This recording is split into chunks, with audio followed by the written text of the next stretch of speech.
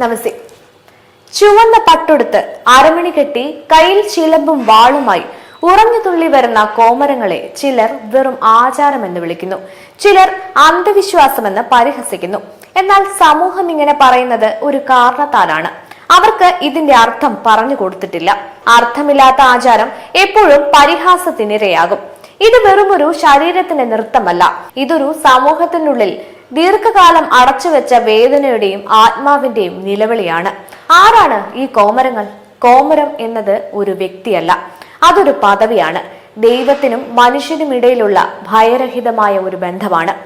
ദൈവം ശരീരത്തിൽ ആവാഹിക്കപ്പെടുന്നു എന്ന വിശ്വാസം വെറും ഒരു അത്ഭുതമല്ല, അതൊരു സന്ദേശമാണ്.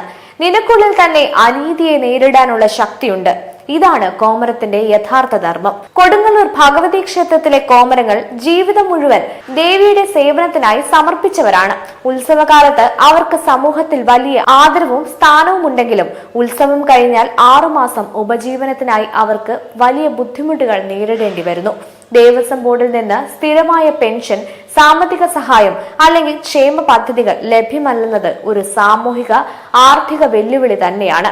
ദൈവത്തിനും ഭക്തനും ഇടയിലുള്ള ഒരു കണ്ണിയായാണ് കോമരങ്ങളെ കാണുന്നത്. കൊടുങ്ങല്ലൂർ അമ്മയുടെ അംശാവതാരങ്ങളായോ ദേവിയുടെ പ്രതിപുരുഷന്മാരോ ആയി ഇവരെ കരുതപ്പെടുന്നു.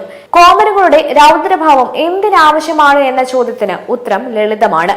സമൂഹത്തിൽ അനീതിയോട് സാവധാനമായി സംസാരിച്ചാൽ പലപ്പോഴും കേൾക്കപ്പെടില്ല. ചില സന്ദർഭങ്ങളിൽ ശക്തമായ പ്രതീകങ്ങൾ ആവശ്യമുണ്ട്.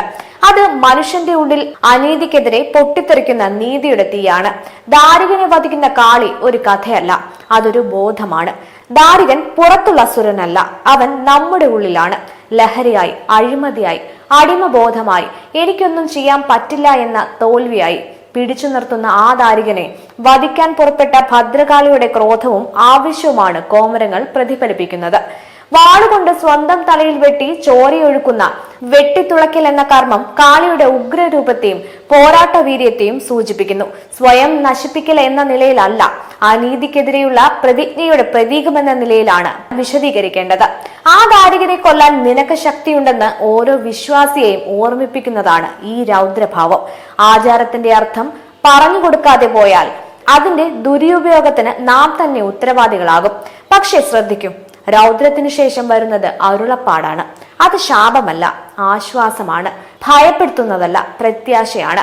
നീ ഒറ്റയ്ക്കല്ല, ദേവി കൂടെയുണ്ട്, നീ വീണാലും എഴുന്നേൽക്കുമെന്ന വാക്കുകളാണ് ജനങ്ങളുടെ മനസ്സിനെ പുനർനിർമ്മിക്കുന്നത്. പ്രത്യാശ നൽകുന്ന ആത്മീയ സമൂഹത്തെ നേതാക്കളാക്കും. ഭക്തരുടെ സങ്കടങ്ങൾ കേൾക്കുകയും അവർക്ക് ദേവിയുടെ അനുഗ്രഹവും സംരക്ഷണവും ഉറപ്പു നൽകുകയും ചെയ്യുന്നതിലൂടെ ഇവർ ഒരു ആത്മീയ വഴികാട്ടിയായി മാറുന്നു. ഇന്ന് നമ്മൾ ജീവിക്കുന്നത് കലിയുഗത്തിന്റെ പുറമെയുള്ള ഭീഷണികളിലല്ല, അകത്തുള്ള തകർച്ചകളിലാണ്. മനസ്സ് തളരുന്നു, ബന്ധങ്ങൾ തകരുന്നു, യുവാക്കൾ വഴിതെറ്റുന്നു. ഇവിടെയാണ് കോമരത്തിന്റെ പുതിയ ദൗത്യം തുടങ്ങുന്നത്. ഇനി കോമരം ഭയം വിതയ്ക്കുന്നവരാകരുത്, അടിമത്തം പഠിപ്പിക്കുന്നവരാകരുത്. പകരം ധൈര്യം ഉണർത്തുന്നവരാകണം, ഉത്തരവാദിത്തം പഠിപ്പിക്കുന്നവരാകണം. ദേവി നിന്നെ രക്ഷിക്കുമെന്ന് പറയുന്ന കാലം കഴിഞ്ഞു. കോമരം ബോധത്തിന്റെ വക്താവായാൽ മാത്രമേ ക്ഷേത്രം സാമൂഹിക പ്രസക്തി നിലനിർത്തൂ. ഇനി പറയണം, ദേവി നിന്നെ ശക്തനാക്കും. നിന്റെ ഉള്ളിലെ ദാരികനെ നിനക്ക് തന്നെ കൊല്ലാം. നീ വീഴാൻ ജനിച്ചവനല്ല, എഴുന്നേൽക്കാൻ ജനിച്ചവനാണ് എന്ന്. ആധുനിക കാലത്തെ പ്രതിസന്ധികളിൽ വിശ്വാസികളെ മാനസികമായി കരുത്തരാക്കാൻ കോമരങ്ങൾ പല രീതിയിൽ സഹായിക്കുന്നു. നട്ടല് നിവർത്തി നിൽക്കുന്ന കോമരത്തിന്റെ ഭാവം വിശ്വാസിയുടെ അടിമബോധത്തെ തകർക്കുന്നു. ഭരണിപ്പാട്ടിലൂടെയും നൃത്തത്തിലൂടെയും ഉള്ളിലെ സങ്കടങ്ങളും ദേഷ്യവും പുറന്തള്ളാൻ ഭക്തർക്ക് അവസരം ലഭിക്കുന്നു. ഇത് മാനസികമായ ഒരു വലിയ വിടുതലയാണ്.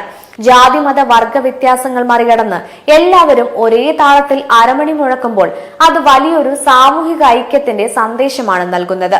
കോമരം ഒരു വാക്ക് പറഞ്ഞാൽ അത് ഒരാളുടെ ജീവിതത്തെ സ്വാധീനിക്കുമെന്നത് യാഥാർത്ഥ്യമാണ്. ബോധമില്ലാത്ത ആത്മീയ അധികാരം എപ്പോഴും അപകടകരമാണ്. ബോധമുള്ള ആത്മീയ സേവനം മാത്രമാണ് സമൂഹത്തെ ഉയർത്തുന്നത്. അതിനാൽ കോമരങ്ങളുടെ വാക്കുകൾ രക്തത്തെക്കാൾ ശുദ്ധമായിരിക്കണം. വാളിനേക്കാൾ മൂർച്ചയുള്ളത് ബോധമാണെന്ന് ഓർക്കണം. ക്ഷേത്രം ഇനി ഭയത്തിന്റെ കേന്ദ്രമാകരുത്, അത് ബോധത്തിന്റെ കേന്ദ്രമാകണം. ഭക്തി ഇനി അടിമത്തമാകരുത്, അത് ആത്മബോധമാകണം. ഉള്ളിലെ നെഗറ്റീവ് ധാരികൻ മരിച്ചാൽ മാത്രമേ ദേവി ഉള്ളിൽ ജീവിക്കൂ. ആ ഉള്ളിലെ ദേവിയെ ജനങ്ങൾക്ക് തിരിച്ചറിയിച്ചു കൊടുക്കുകയാണ് പുതിയ കാലത്തെ കോമരധർമ്മം. അതാണ് യഥാർത്ഥ കൊടുങ്ങല്ലൂർ ഭരണി, അതാണ് യഥാർത്ഥ കോമരധർമ്മം.